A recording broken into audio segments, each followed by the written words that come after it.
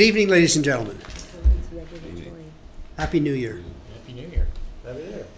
I'm going to begin by asking everyone to stand for a moment of reflection, prayer, or silence in honor of our colleague, Carol McEwen.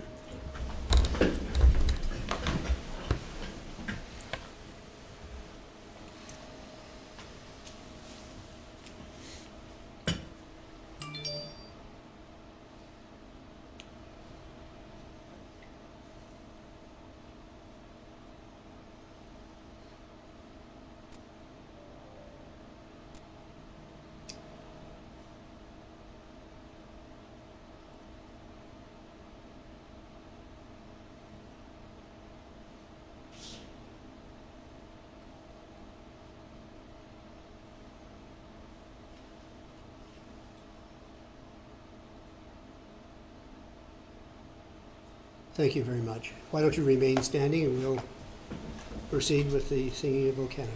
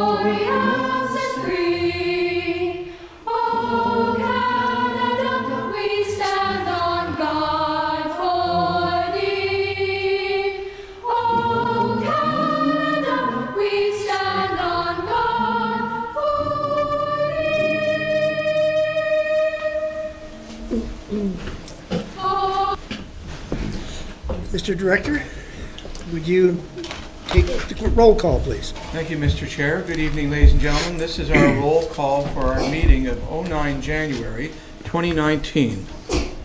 Trustee Barry. Present. Trustee Cram. Present. Trustee Danaher. Present. Trustee Jacobs. Present. Trustee McPherson. Present. Trustee McAllister. Present. Trustee McCrae. Present. Trustee McDonald. He's present. Trustee Schooler.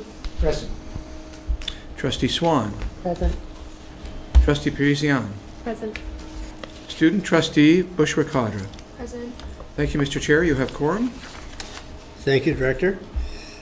I also would like to welcome Susan Rudders, our acting superintendent. This is her second board meeting? First official board meeting. And we welcome and we welcome your expertise and your knowledge. Thank you very much. I've been asked by back there in that far corner, there's a small little room, it's the control room. There are two gentlemen in there, Derek and Steve, and they have asked me to make a few little comments with regard to microphone etiquette. And by that, what they mean is, if the microphone is here, try to not put your computer in front of it so your voice can be heard. And if you rustle papers like that in front of the microphone, you're the one who's going to be heard on the video feed. Laptops away from the microphone. There's no need to lean into the microphone to speak. On the other hand, don't sit back. So just speak into the microphone. Keep everything in front of you clear. Don't talk too softly. I hope that covers it, gentlemen. So we are going now to item 3.01. It's the consent agenda.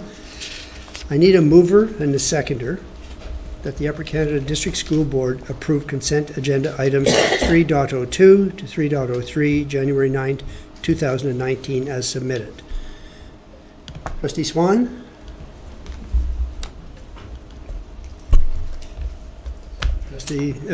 Vice Chair McPherson, all in favor? I guess, would you cast your vote online, please? I guess it would help if I opened up my computer. I'm in favor.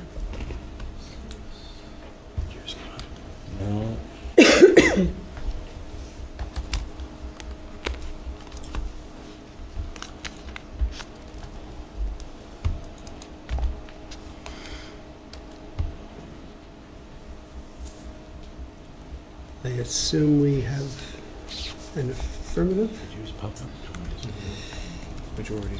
Item 401, are there any conflict of interest declarations? Seeing none, I'm going to move on to item 601. It's the report to board from private session December the 12th. At its committee of the whole meeting in private session December the 12th, 2018, one litigation, one property, and one personnel matter were discussed. No recommendations were brought forward to the board. Item 701. I need a mover and a seconder that the Upper Canada District School Board approve the rescheduling of the regular board meeting of Wednesday, January 23rd, 2019 at 6:30 p.m. to Wednesday, January 30th, 2019 at 6:30 p.m.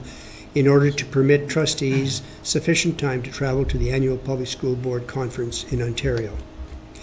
I did poll all of you, and the answer was in the affirmative. Could I have a mover and a seconder, please? Trustee Parisien and Trustee McRae. Discussion. Any discussion? Yes. Just a question, Chair. Because this happens every year, at some point, would it be better to just make a motion to always change the second meeting in January to the last Wednesday in January? Just a suggestion.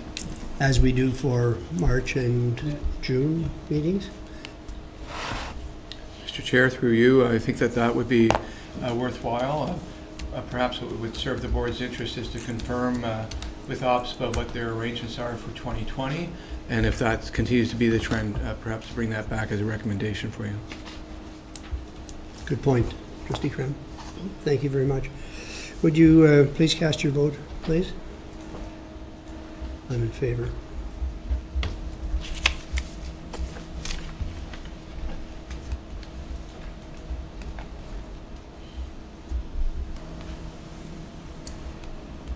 That motion passes. Item 702, proposed change to the timeline for the annual trustee planning session. It's, we need a mover and a seconder that the Upper Canada District School Board suspend Article 5.15 planning session of the Upper Canada Board bylaws to allow the trustee planning session to be rescheduled from February the 19th to a future date before May 2019. I need a mover, please. Trustee Cram, Trustee McPherson. Any discussion? There being none, please cast your vote.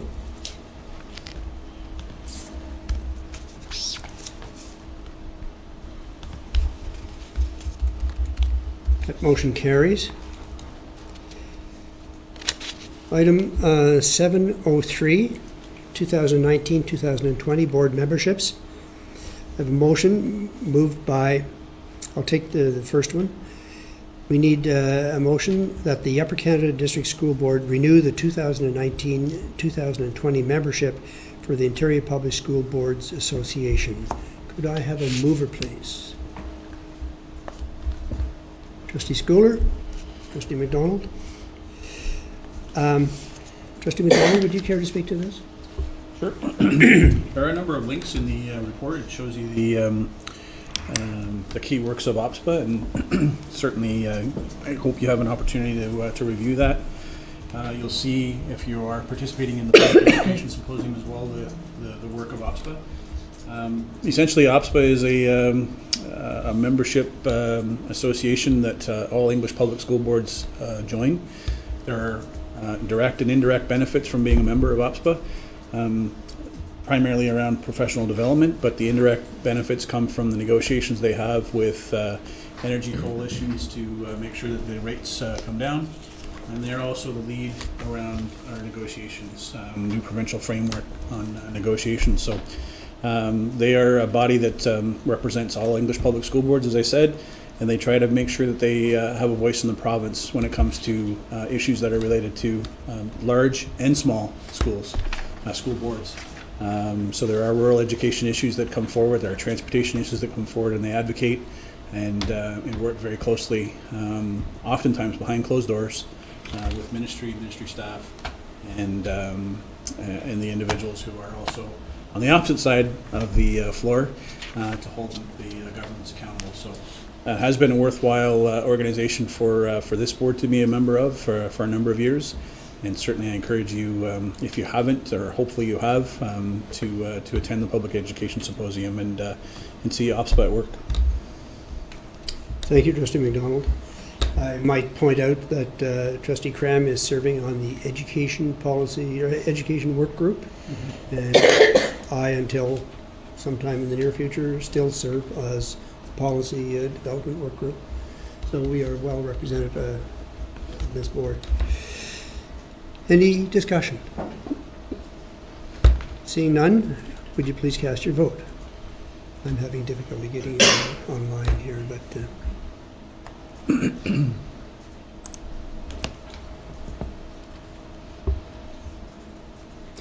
that motion carries. Motion number 2 pertains to the membership of the board in the Ontario Student Trustee Association, and it's the motion reads that the Upper Canada District School Board renew the 2019-2020 membership for the Ontario Student Trustees Association, l'Association des élèves conseillers et conseillères de l'Ontario, which is known as OSTA or OACO. I'm going to ask Student Trustee Bushra if you would speak to this, please. Yeah, so OSTA-ACO is the largest student stakeholder group in Ontario. We are a unique organization due to the fact that we are both Catholic and public schools as an organization. All student trustees who are able to attend our 3 conferences a year, the Fall General Meeting, Board Council Conference in February, and the Annual General Meeting in May, have an opportunity to have professional development that is world-class. We invite speakers. We work with the Ministry of Education. Recently at our Fall General Meeting, we had the CEO of the CEO of EQAO come speak with us and hold a consultation. So yeah, OSTA-ACO works tirelessly throughout the year to advocate for students in Ontario. Thank you very much, Bushra. Any discussion? Please cast your vote.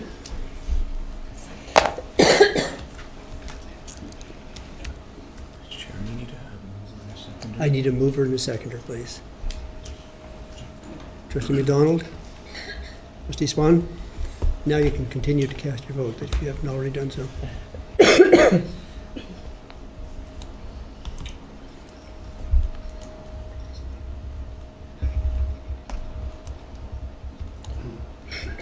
That motion passes. We are going to move on to agenda item number 7.04, the annual review of the Trustee Code of Conduct. In accordance with the new provincial regulation, after each review of their Code of Conduct, the Board must pass a resolution to adopt the Code, either as it exists or as amended. As such, staff wish to present to the Board the following recommendation: that the Upper Canada District School Board approve and document Policy 311, Trustee Code of Conduct, with a review date of January the 9th, 2019. I have a mover, please. Trustee McDonald. Seconder. Trustee Vice Chair McPherson. Discussion, please.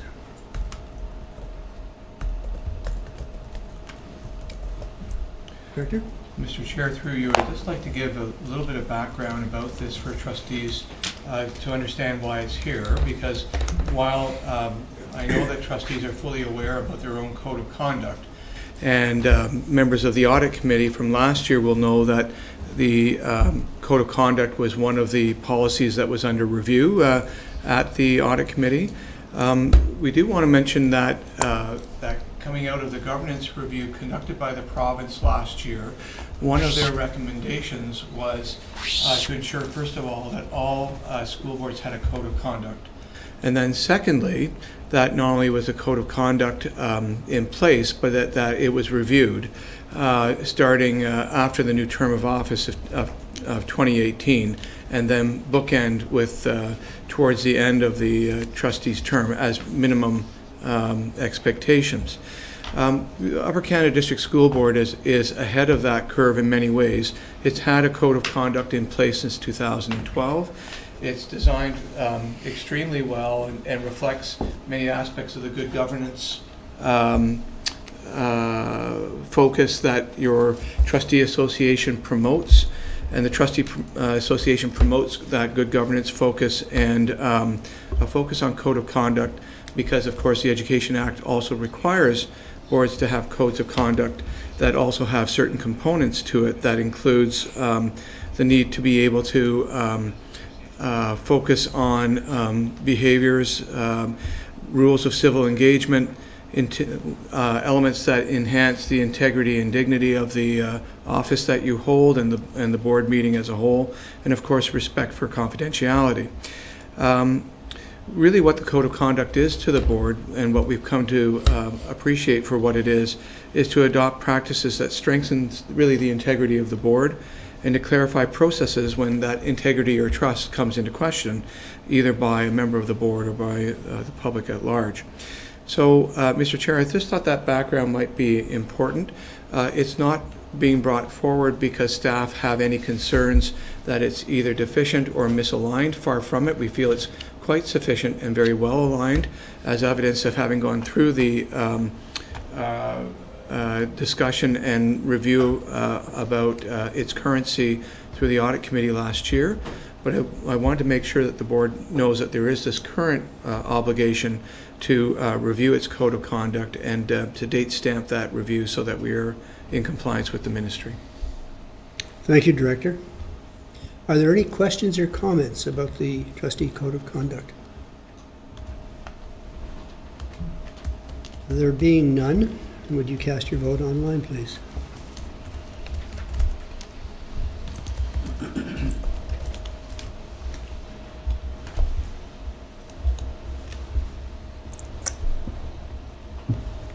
That motion passes. Item 7.05, report of the Ontario Public School Boards Association. Trustee McDonald? Thank you, Mr. Chair.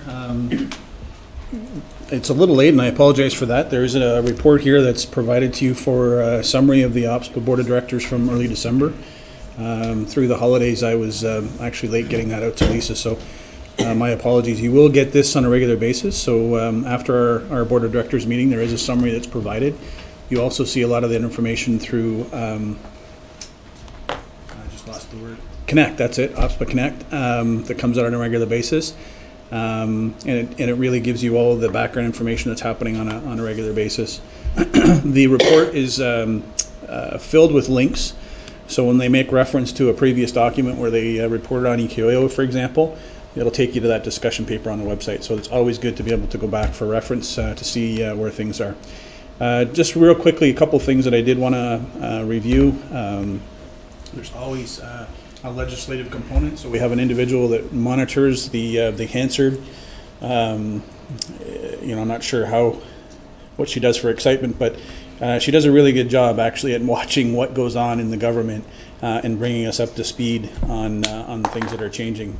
So she gives us a comprehensive review on, even if it might have a slight impact on education. So there's something that might be around labor, but it might have an indirect impact on education because of the fact that we are employers. So you see a number of bills that are being reviewed and we're in front of you. Obviously, cannabis statute law amendment, open for business, supportive classrooms, a lot of different things that are there. Obviously, go through those and you can read them at your leisure.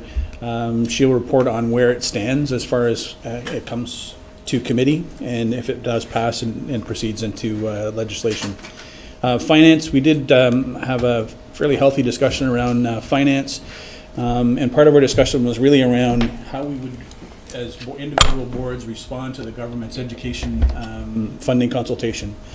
The Ministry of Education on a regular basis sends out information to boards, to the public, and looking for consultation on education funding. Oftentimes they're very direct. They'll ask you to respond to some very specific questions. What are your thoughts around on these key pieces? And it becomes a bit of a cherry picking exercise. Well, this is what we went to the public, and this is what we went to the boards, and this is what they said.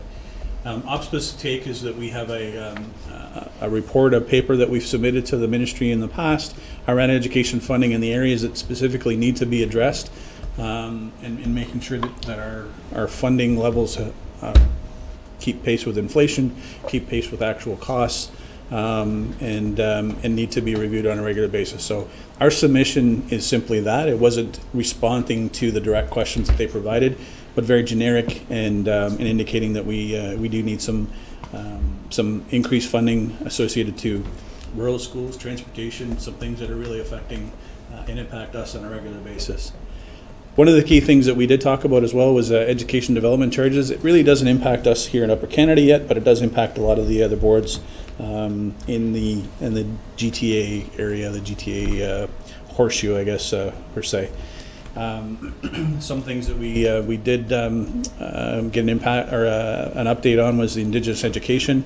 So Chief Elaine Johnson was there and provided some information to us on the work that they're undertaking and the attempts that they're doing to make sure that they meet with the government to address the issue of the cancellation of the curriculum rewrite in the early fall or late summer, and just making sure that they develop that relationship that was established in the previous government. Of interest, though, the minister was there for this particular meeting on Friday night, and she did come in and provide some response to us. It was a very good opportunity to hear from the minister and hear what was happening. The minister was very direct, saying that they have done line by line. They had just finished that Friday, and we would see some announcements. And lo and behold, we did see some announcements early and mid December around some of the changes that were being made around EPO grants and different things. Communication. Also, there's a lot of links in here in communication around the election piece and around different components that OPSPA champion on a regular basis. You will also should be receiving updates on a daily basis whenever there is media reports from any board. They will send emails out to you, and you will be able to go through those and see what's happening in different parts of the province around education and how it's impacting those boards. One of the things I did want to mention around the update on communication was around the elections. So some interesting numbers I just wanted to share with the board.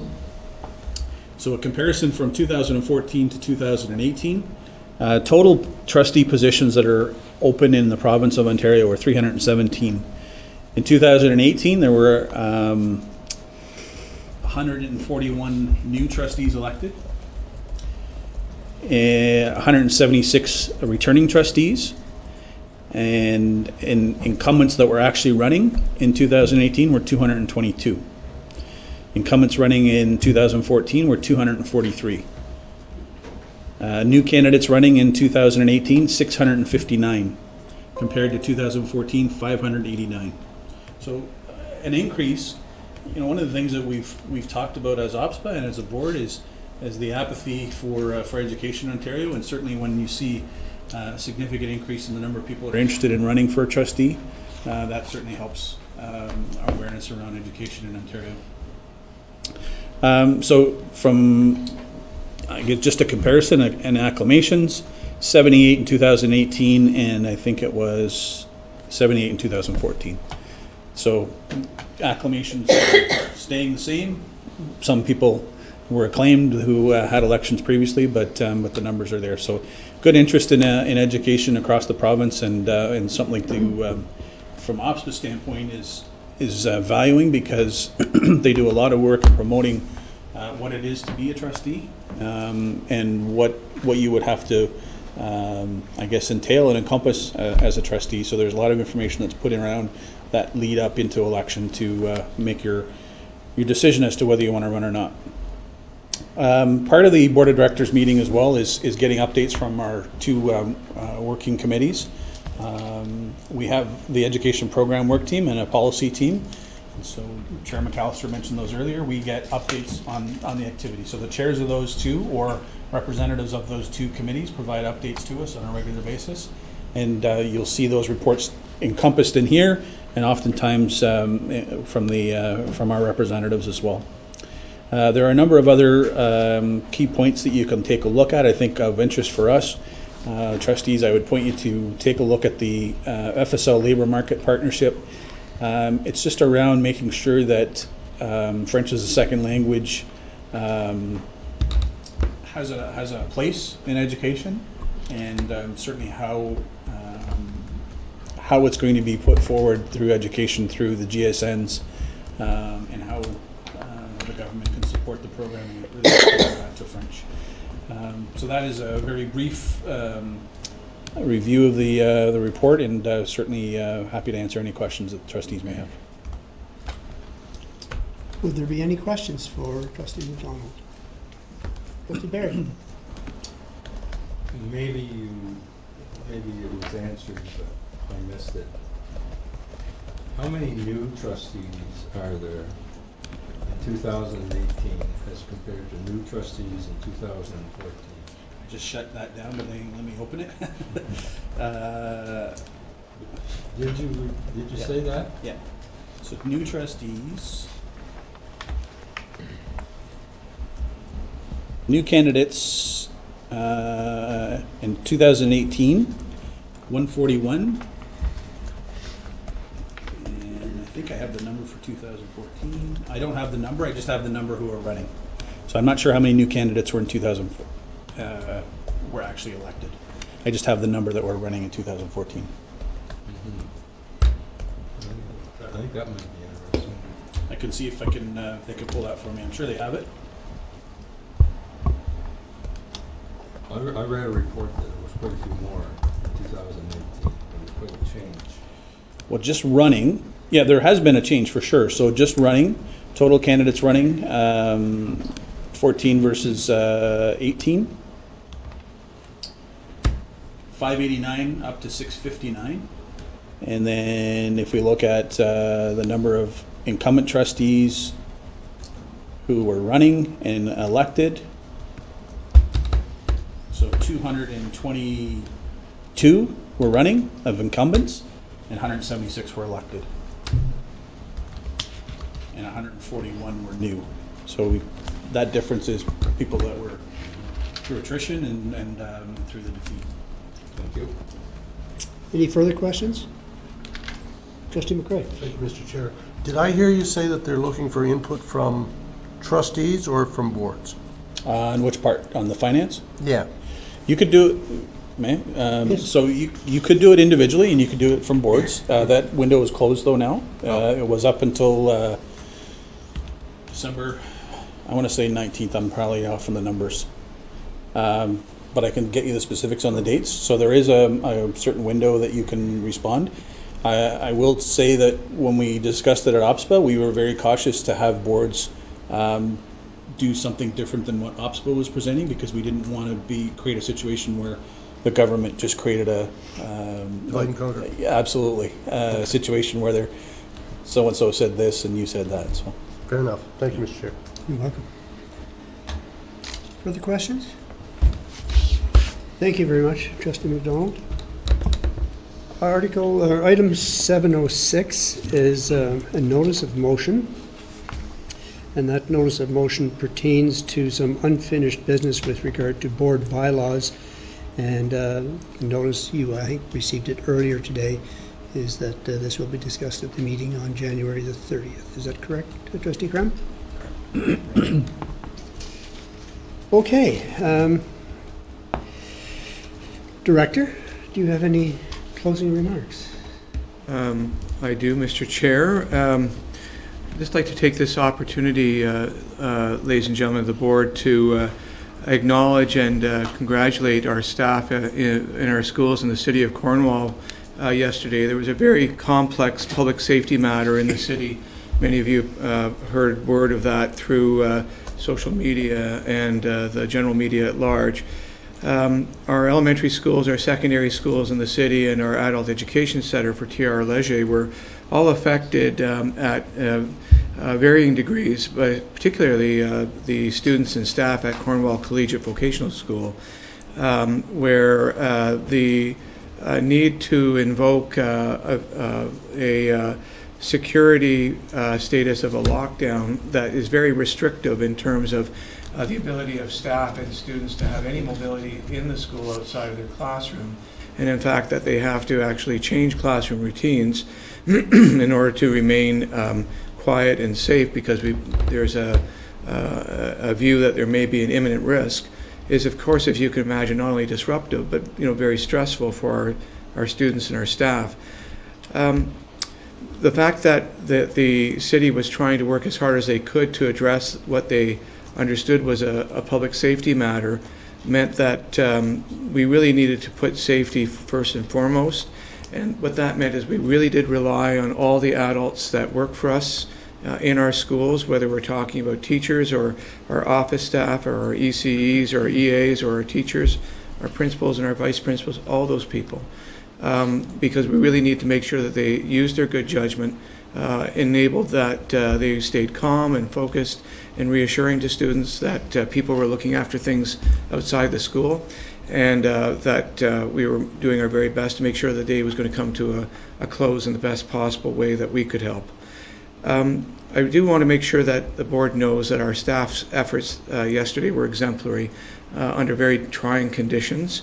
And under very ambiguous circumstances, with people not knowing what was unfolding because it was that complex of a matter. We want to make sure as well, ladies and gentlemen of the board, that you know that your senior staff work together as a team, and I really do credit all of them for being so attentive and putting first things first, which was what was going on in the community that day, and helping to support our schools and letting them know that we were keeping an eye on things on the outside so they could attend to things at the school level and keep our parents and public informed. And I really do want to credit our communications department and April Scott Clark at the back of the room, who was helping to make sure that the social media messages were updated frequently and giving parents the best possible information that we had, so that that they weren't worried that we were taking good care of their children. Lastly, I wanted to make sure that you know that we never hope that any community has days that are disruptive or difficult like what the city of Cornwall experienced yesterday, but they are tests of all of our practice to make sure that we do our safety drills, we make sure that students understand why they do those drills, and it's all making sure that they're safe and sound. The end of the day was the best part of the day yesterday when by supper time the students did go home. They were picked up by their parents, so it wasn't only about safe schools, but it was about safe arrivals yesterday. And Mr. Chair, I just want you to know that we're very proud of our staff, really proud of our students for being brave and patient during a difficult time.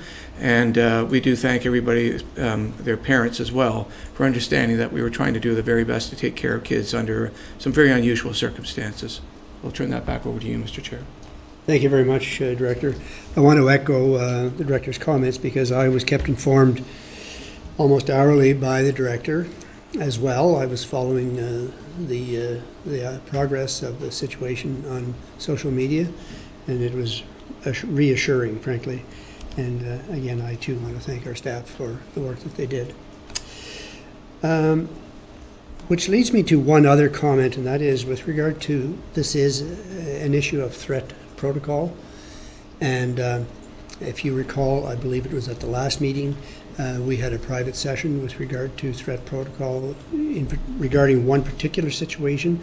And at that time I promised that it would be brought to public session, and it will be in the not too distant future. Okay? I'm going to cede my time now to Trustee Jacobs. His good news story. Thank you. Through the chair, I'd like to share with everyone news from Akwesasne, the Amby School Board. We had, in the recent years, we've had a dangerous, at-risk level of teachers available for our immersion program. Our immersion program is designed to revitalize our language, so that way we can have it in everyday use. It's it's declining with our younger population, so that's what we're trying to revive it. Recently, our local government, while I sat on the council, we were able to fund a program to have teachers that were in our schools to go through a year-long program to design a curriculum, if you will, with for Mohawk language in the school.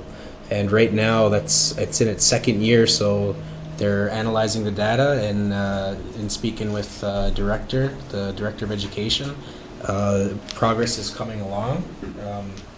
So that's we're starting to see benefits within a couple of years that it's been running. So that's going well, and I look to report a lot more success in the future. So I'm very well believe that it's going to do that. And are also in the school that I currently work in, the Akwesasne Mohawk School. We partnered with a cause-driven coffee company to help raise money for boiled water advisories. So we had a 3-week fundraising with the students, and we're able to break over $1,000. So that's divvied up. Over 85% went towards charities. So a huge part of that went to get at least 10 water filters that will work for a year for families in need. So that was the kids were more than happy to be a part of it, and it's just things like that with the kids buying into something like that and knowing they're doing well. It really raises the morale of the school, and I can see that. So that was a huge success that I wanted to let everybody know about. And but other than that, there will be more good news in the future. So thank you for your attention.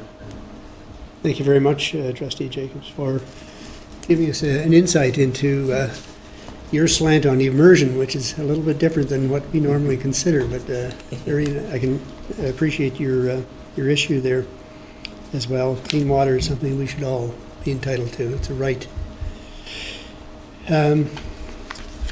I guess that concludes this portion of the regular meeting. You may think that the meeting agenda is a little bit light. It is not, in fact, because we are just beginning. We are heading into private session soon with regard to the transportation issue, and back into public session with regard to more transportation issues. So I'm waiting for General Manager Janet Murray, who is not here yet. So we have a motion. I need a mover and a seconder that the Upper Canada District School Board move into Committee of the Whole January the 9th, 2019 at 7:09. I have a mover, Trustee Swan. Trustee Barry, would you please cast your vote online?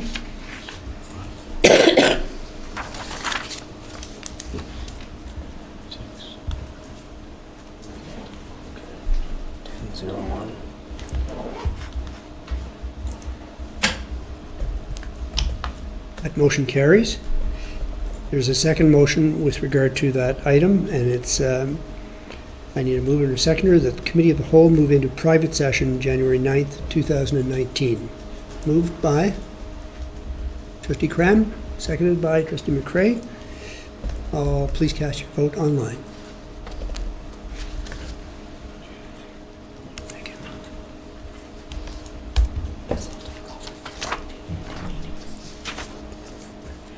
So I don't do this till later, right? Not until you leave private session. You have to do a rise report, and then you do your adjournment. Right.